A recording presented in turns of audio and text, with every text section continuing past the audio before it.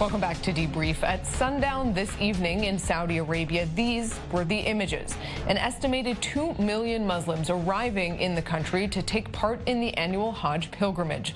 For years, in the backdrop, prolonged conflict that has split countries apart. Sunni and Shia Muslims fighting together against IS and against each other elsewhere. And this year, on top of that, a major rift between Gulf countries and Qatar. That dispute spearheaded by the host of the pilgrimage, Saudi Arabia. Our Middle East correspondent Michael Pluchak here with us for a little more on the politics behind this big annual event. Michael, this Gulf dispute might be new. The politics behind the Hajj is not. No, definitely not, and they can be traced as far back as the Umayyad Muslim Empire 1,300 years ago.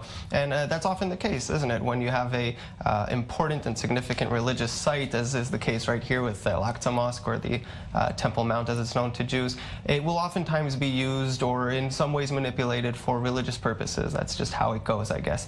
But what we have here with this Gulf Rift situation is an especially interesting one, because what's happening now essentially is that the Saudi king wants to keep his ethos, keep his legitimacy, right? The Saud family as the custodian of the two holy sites. And if he allows this rift, this diplomatic, political rift that he has with his neighbor Qatar to influence the religious aspects of his rule, that could really deteriorate his stance in the eyes of Muslims. And so what he did is he essentially opened that border crossing that was closed after that land and air and sea blockade. He opened that border, even allowing planes to bring pilgrims in. We have an official statement that was released about 2 weeks ago when that statement took place. Let's have a look right now. Essentially, the Saudi press office said that the king has permitted the entry of Qatari pilgrims to the Kingdom of Saudi Arabia through Salwa border crossing, that is, of course, the one between Qatar and Saudi Arabia, to perform Hajj and to allow all Qatari nationals who wish to enter for Hajj without electronic permits. Those electronic permits are usually necessities that pilgrims need to ordain ahead of time in order to actually enter the kingdom. And so after getting a lot of flack and closing it down to Qataris, what looked like a gesture of goodwill, reversing their own action.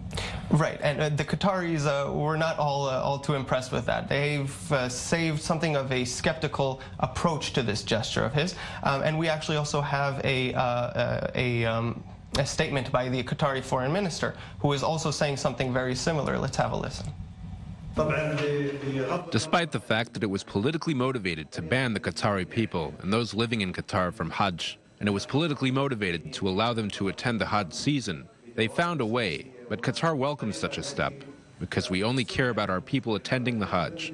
We welcome this decision, and we demand that the Hajj should not be affected by political differences. Joining the conversation as well is Tara Kangarlu, a visiting scholar at the East-West Institute in Washington. Tara, great to have you. So, as Michael pointed to, Saudi Arabia has for some time used the Hajj to sort of bolster its standing in the Muslim world, very important for Saudi Arabia's reputation. Iran, though, has also tried to use it to undermine the Saudi kingdom, hasn't it? Exactly. Mecca and Medina are two of the holiest sites for millions of Muslims worldwide. And today, as you mentioned, it would host over close to 2 million Muslims coming from all over, except probably Qataris. Iran also has had much to do with the challenges that have risen with regards to Saudi's political stunt using Mecca and Hajj in the past couple of years. If you remember, 2 years ago, over 400 Iranians died in the Stampede incident, and that issue sparked a lot of political dispute between the arch rivals, Iran and Saudi Arabia. And this year, you have a similar political tug of war between Qatar and the Kingdom of Saudi Arabia.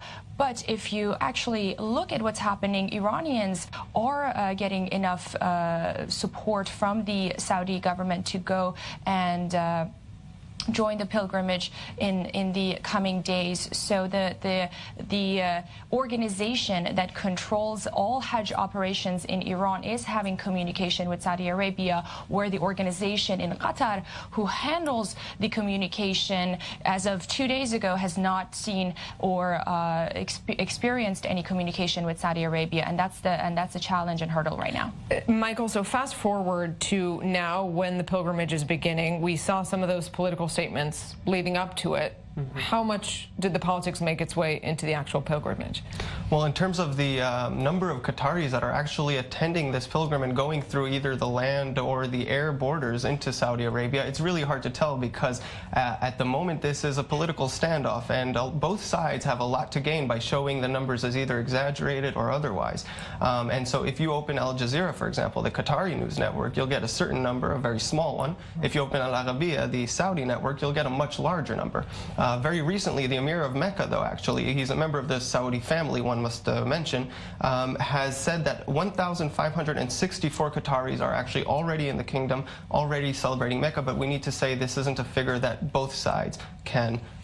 And those media outlets actually used throughout that Gulf crisis, an interesting outlet for those political aims. Tara, looking at the bigger picture of the Hajj, we see Shia and Sunni Muslims coming together for that. But if we look at the broader Middle East today, how would you say the status is of Shia and Sunni? That's an interesting point, because if you look at the Hajj, it's all Muslims from all over the world coming together and uniting over this pilgrimage.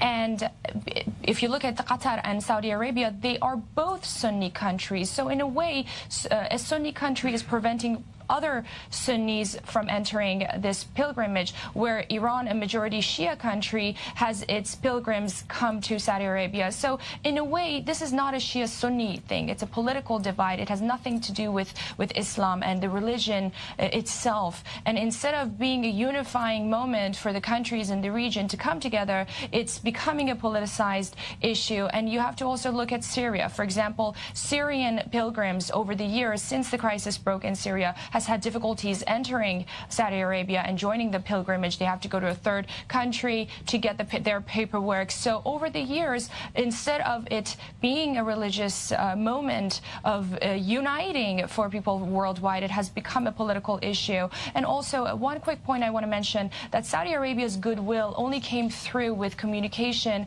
with a Qatari, with a member of the Qatari royal family who does not live in Qatar. So this was a unilateral decision made by Saudi Arabia to show their goodwill, but there were no official communication between the Qatari royal family and the Saudis. Tara Kangarlu in Washington, thanks very much for weighing in. Michael Pluchak, thanks for being with us in this pilgrimage. Only beginning, all eyes will be on Saudi Arabia for some time, and we will follow that. Stay with us after a quick break when we're back on Debrief. On a theater stage in Tel Aviv, a retelling of horrific events from 1941. We'll take you inside the play, the lives behind it, and why now.